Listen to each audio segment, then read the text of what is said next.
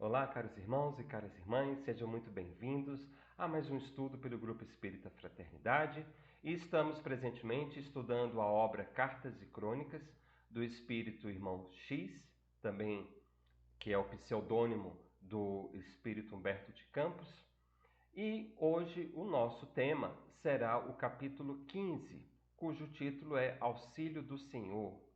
Um capítulo que está basicamente estruturado em cima de uma parábola muito conhecida de Jesus.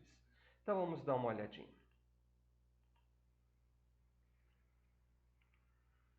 Na assembleia dedicada a estudos evangélicos, a parábola do bom samaritano foi o tema essencial. Os companheiros, porém, traziam indagações variadas em torno do desenvolvimento mediúnico. Alguns se iniciaram nas experiências psíquicas, ignorando em que província de trabalho lhes competia mais dilatada fixação, ao passo que outros se queixavam do tempo despendido nesse ou naquele setor, sem resultados práticos. Asserenado o ambiente, içado de interpelações, o irmão Calimério, amigo desencarnado extremamente afeiçoado ao circo, controlou as faculdades psicofônicas de Dona Amanda, médio veterana da casa, e saudou os circunstantes, dispondo-se a conversar. E as interrogações chegaram de improviso. Irmão Calimério, que será preciso para merecer mais ampla cobertura da espiritualidade superior nas tarefas medianímicas? De que maneira recolher patrocínio seguro em clarividência? Calimério, como receber a proteção dos missionários do bem que nos libertam da influência do mal? Irmão, há muito tempo ensaio em efeitos físicos, sem frutos apreciáveis. Que me cabe fazer para ganhar mais decisivo amparo do alto? O comunicante, em tom despretensioso, falou sem afetação. Meus amigos, estou muito distante da posição de orientador. No entanto, rogo perdido a nosso Senhor Jesus Cristo. Está escrito errado, perdão. No entanto, rogo pedido a nosso Senhor Jesus Cristo se vou utilizar a parábola desta noite no esclarecimento do assunto. E, diante dos companheiros atentos, expressou-se com humildade. Segundo aprendi, o homem que descia de Jerusalém para Jericó, no episódio do bom samaritano, ao cair em poder dos ladrões que o deixaram semi-morto, apelou em prece muda para a bondade de Deus. Compadecido, o todo misericordioso expediu sem detença um mensageiro que naturalmente carecia de instrumento humano a fim de expressar-se. O preposto da providência colocou-se ao lado da vítima, aguardando ansiosamente a chegada de alguém que se dispusesse a colaborar com ele no piedoso mistério. Justamente um sacerdote de grande ciência nas Escrituras, educado nos princípios do amor a Deus sobre todas as coisas e ao próximo como a si mesmo, foi o primeiro a aproximar-se. O encarregado da bênção tentou induzi-lo à benevolência. Todavia, o titular da fé, receando atrapalhações, tratou de estugar o passo e seguiu adiante. Logo em seguida, um levita, igualmente culto, apareceu no sítio, e o benfeitor das alturas rogou-lhe cooperação, debalde, porque o zelador da lei, temendo complicar-se, negou-se a considerar o pedido mental, afastando-se rápido. Mas um samaritano desconhecido, que viajava sem qualquer rótulo que lhe honorificasse a presença, ao passar por ali, assinalou no coração a rogativa que o emissário divino lhe endereçava, e, deixando-se tomar por súbita compaixão, passou junto dele ao trabalho da assistência imediata. Limpou o infeliz, estancou-lhe o sangue das feridas e logo após, acomodando-o no cavalo, conduziu-o a uma hospedaria e cuidou dele. No dia seguinte, desembolsou o dinheiro necessário, pagou-lhe a estalagem e, antes de partir, responsabilizou-se de modo espontâneo por todas as despesas que viessem a ocorrer no tratamento exigido, correspondendo eficientemente à expectativa do enviado que viera praticar a beneficência em nome de Deus. Calimério pausou tranquilo e perguntou: qual dos três parece a vocês o mais digno de atenção no plano espiritual? Antônio Pires, o mais amadurecido da reunião, com o ar de aluno que já chegara ao objetivo do ensinamento, replicou por todos: de certo que é o samaritano, obediente ao convite da caridade. O comunicante sorriu com brandura e encerrou: então, meus amigos, façamos nós o mesmo. E é isso. Esse é o nosso capítulo para o estudo de hoje. Bem interessante, porque veja, o irmão X, Humberto de Campos, pegou uma parábola bem conhecida de Jesus, a parábola do bom samaritano, e a situou num outro tipo de contexto. Né? Porque se nós resgatarmos a passagem original do Evangelho, um mestre, um doutor das leis, pergunta a Jesus o que deveria fazer para alcançar o reino de Deus. E Jesus repete, né? Amar a Deus de todo o teu coração, de toda a tua alma, blá blá blá, e o próximo como a ti mesmo. E aí, segundo o Evangelho, diz que o doutor da lei, querendo mostrar-se digno, pergunta: e quem é meu próximo? E aí então Jesus narra essa parábola. Né? A pergunta do doutor da lei, para a gente pode parecer um tanto quanto ingênua ou simplória, mas na verdade não era. Era uma pergunta até com uma certa pegadinha.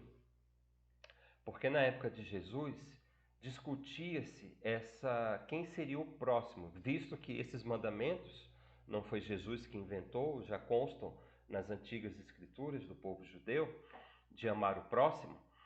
Era quase de consenso, pelo menos entre os fariseus, que o próximo eram os judeus, eles mesmos. E os judeus da mesma linha, os fariseus, por exemplo, porque os saduceus ou os samaritanos já não eram mais considerados próximos, né? E tinha, mas de qualquer forma tinha um certo embate, uma certa discussão acadêmica, vamos dizer assim, vamos colocar assim, sobre quem era o próximo que a Escritura queria dizer.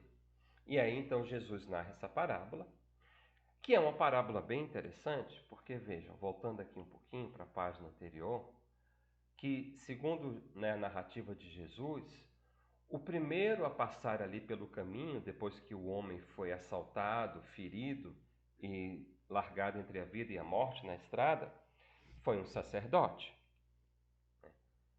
Levando em consideração que o sacerdote, na época de Jesus, era uma das mais altas hierarquias religiosas, né? Pelo menos o representante de Deus mais, né, mais considerado, supõe-se, né, portanto, que ele seria o primeiro a prestar socorro. E, na verdade, não. Né? Segundo essa versão que irmão X nos conta, que Humberto de Campos nos conta, aqui diz que o sacerdote apressou o passo, receando atrapalhações. E o levita, os levitas eram os responsáveis pela guarda dos templos, mas eram igualmente instruídos nas escrituras, conheciam as escrituras, ele também não ajudou o samaritano, segundo o texto aqui, para não se complicar. Então, atrapalhações, complicações. O que está sendo falado aqui? É porque, segundo os rituais e a compreensão do Antigo Testamento, havia uma divisão entre coisas puras e impuras, como já sabemos. E o sangue era considerado uma coisa impura. Então, se qualquer um dos dois tivesse contato com sangue, e obviamente teriam, porque o homem estava todo ensanguentado entre a vida e a morte, eles teriam que passar por um ritual de purificação, um processo que os afastaria das suas tarefas e atribuições diárias por um período de mais ou menos uma semana. Então, se eles fossem ajudar um desconhecido, teriam que se submeter a um ritual de purificação que duraria uma semana. Então fica claro, né, que essa má vontade tinha um certo fundamento, né?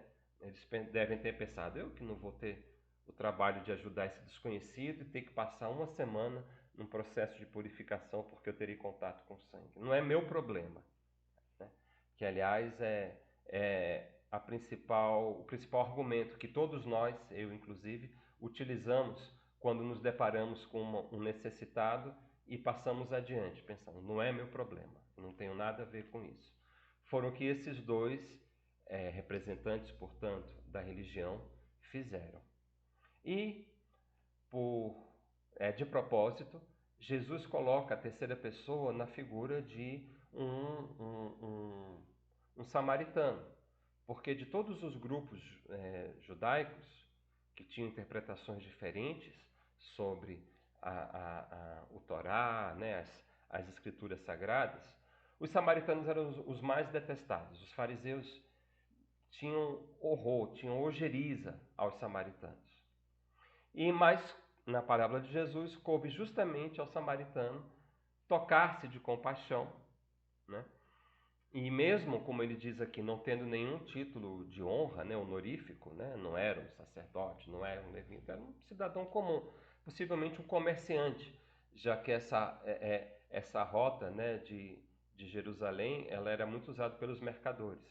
Provavelmente um comerciante que estava em Jerusalém, tratando de algum negócio, né, e descia para Jericó, se eu não me engano, e era uma rota comercial.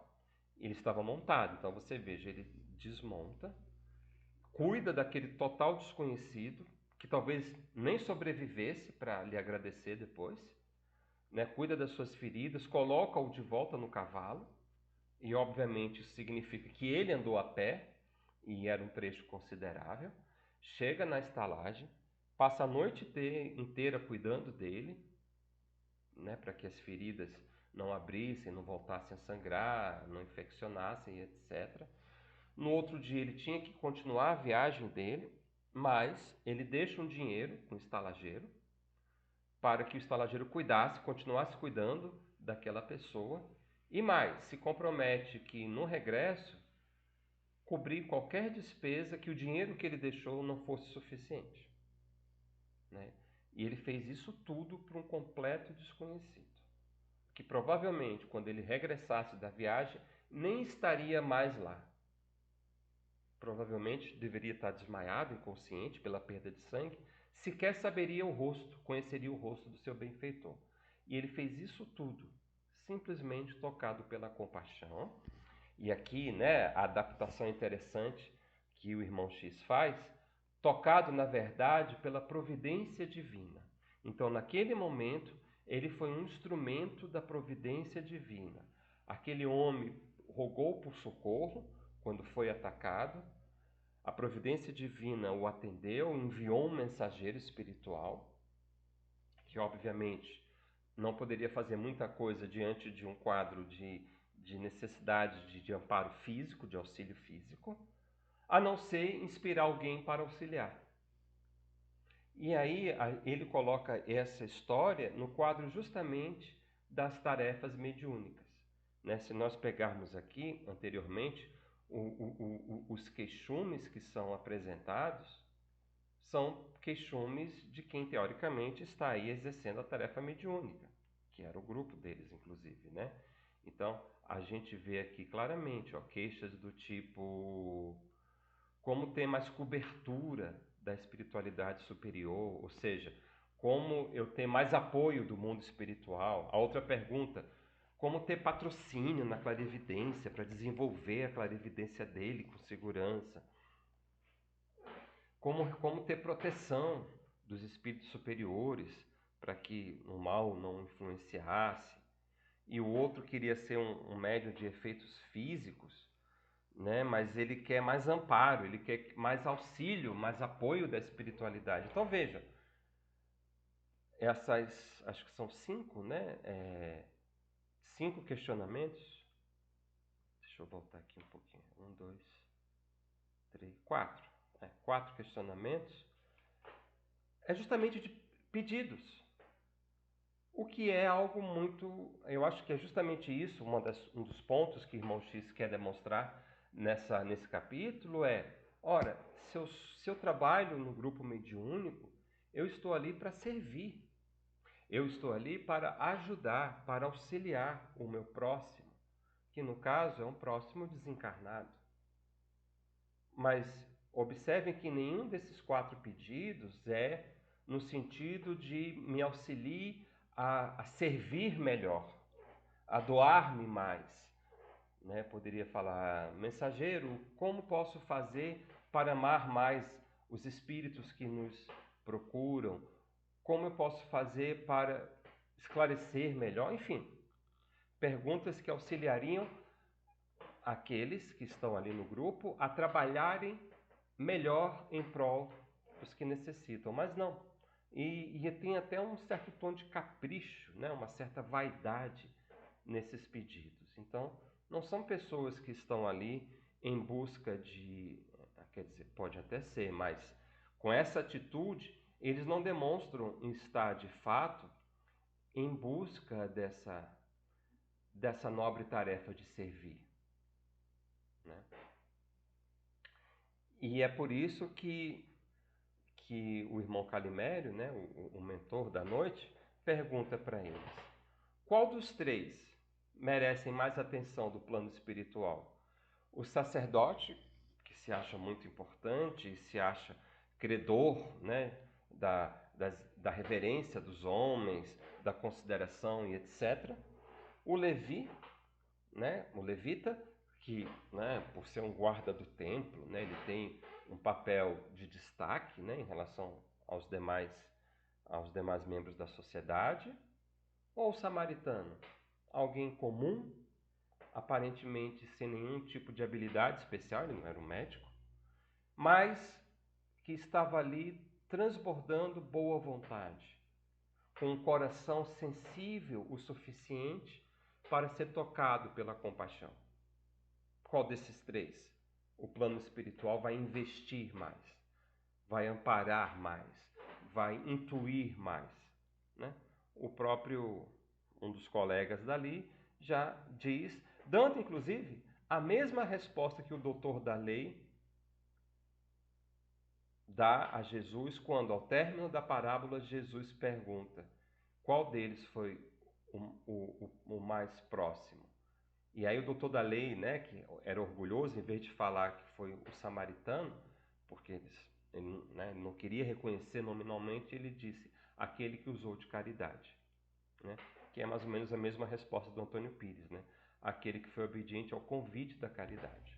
E aí, obviamente, o mentor não tinha mais nada a dizer, senão simplesmente falar o que Jesus falou.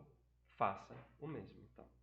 Ou seja, se você quer ser um médium melhor, doe-se, esteja disponível, aceite trabalhar com aquilo que você tem, ofereça o que você tem de melhor, que é o seu amor, a sua empatia, a sua benevolência, a sua paciência, a sua dedicação em prol do outro. O restante vem por acréscimo, né, para usar um termo que os evangelhos gostam de usar. Né? O que mais for necessário será concedido por acréscimo conforme as necessidades, mas o principal é esse espírito do samaritano, de aceitar o trabalho, qualquer trabalho, sem buscar o reconhecimento, né? Porque você veja, a questão aqui do padre e do levita é que, além de auxiliar um desconhecido, além de ter que passar pelo ritual de purificação devido ao contato com sangue, aquela estrada naquele momento estava deserta. Ninguém mais ia ver o ato de caridade que eles estavam fazendo. Não tinha plateia ali para eles se sentirem mais importantes e etc. Não. Seria um ato completamente anônimo.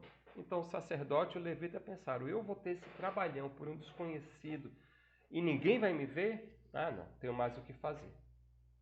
Então foi um cálculo que eles fizeram. E quem quer servir a Deus não pode fazer cálculos na hora de servir. Temos que nos deixar levar pelo sentimento de amor, de compaixão, para que a verdadeira caridade encontre morada em nós. O cristão verdadeiro, o discípulo de Jesus verdadeiro, não faz cálculos na hora de estender a mão a alguém que necessita de auxílio. Então, é isso que o espírito do irmão Calimério está dizendo neste momento, né? Que nós devemos sair desse jogo de cálculos, de interesses, o que eu ganho, o que eu recebo. Se eu me dedicar a esse grupo, eu vou desenvolver a clarividência, eu vou ser um médium de efeitos físicos formidáveis. É tudo eu. E quando a gente fica nessa preocupação egóica, nós esquecemos do outro.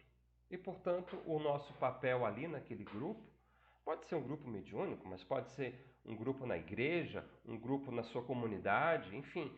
Se você está buscando dedicar seu tempo ao auxílio do alheio, esse auxílio não pode ser calculado, não pode ser medido e não pode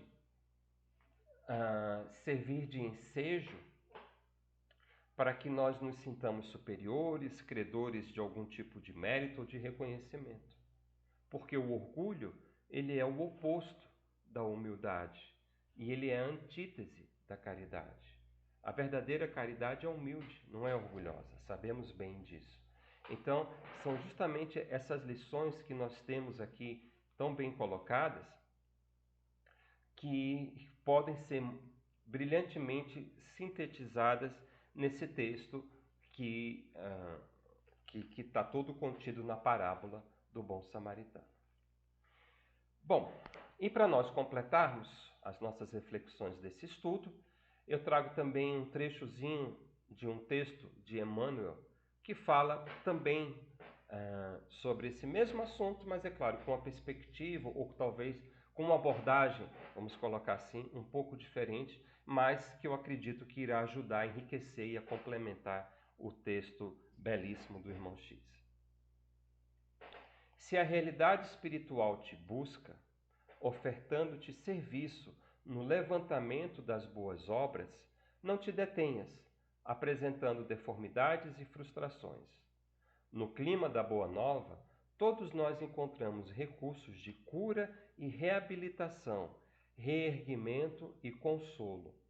Para isso, basta sejamos sinceros diante da nossa própria necessidade de corrigenda, com o espírito espontaneamente consagrado ao privilégio de trabalhar e servir.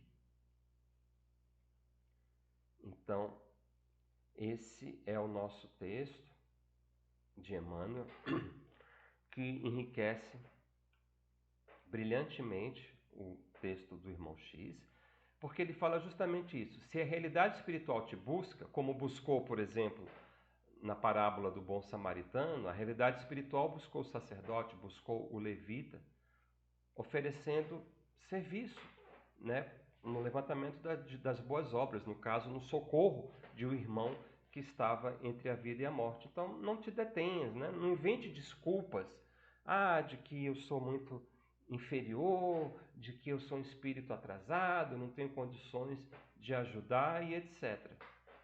Como Emmanuel coloca, se eu me abro para o Evangelho de Jesus, para a Boa Nova, eu vou encontrar ali recursos de cura e de reabilitação, de reerguimento e de consolo. Jesus, a espiritualidade superior, irá complementar as minhas carências para que eu possa melhor servir.